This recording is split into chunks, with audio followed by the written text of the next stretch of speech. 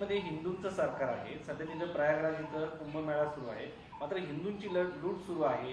विमान कंपन्या मोठ्या प्रमाणात विमान कंपन्या, रिक्षावाले, पाणीवाले, हॉटेलवाले, गाडीवाले सगळ्याच बाजूने भाविकांची लूट सुरू आहे. 15-15 तास लोक रस्त्यावर आहेत. त्याला मी रोड अरेस्ट म्हणतो. Road arrest. रस्त्यावर आहेत, गाडी हलत नाही, याला रोड अरेस्ट म्हटलं जातं. आणि सरकारने हात वर केले. तुम्ही कुंभसाठी देशभरातून जगभरातून हिंदूंना आमंत्रण दिलेलं आहे. हां, कुंभमध्ये सामील होण्याचं. मग ज्यांना तुम्ही आमंत्रण दिलात, आपण यजमान आहात. भाजपचे जे मुख्यमंत्री आहेत ते यजमान आहेत.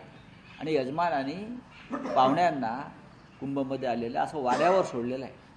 हिंदूंचं सरकार आहे. हिंदू लोक तिथे येतात. विमानांच्या कंपन्या जवळ 55-55 हजार रुपयाची लूट करत आहेत.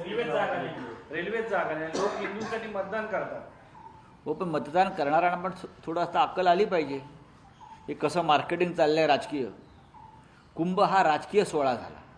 कुंभचं पावित्र्य भारतीय जनता पक्षानं नष्ट केलं. काल देशाच्या राष्ट्रपती कुंभसाठी गेल्या. 12 तास लोकांना वेठीस धरलं. 12 तास कुंभच्या त्या त्रिवेणी संगमावर कोणाला जाऊ दिलं नाही.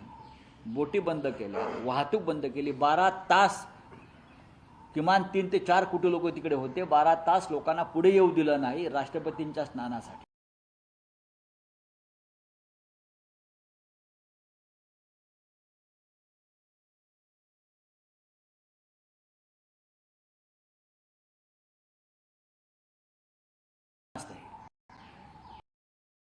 साठी राष्ट्रपतींसाठी अख्खं प्रयागराज बंद करून टाकलं. घाट बंद केले. त्रिवेणी संगमावर कोणाला येऊ दिलं नाही. गाड्या घोडे बंद केले. बोटी बंद केल्या.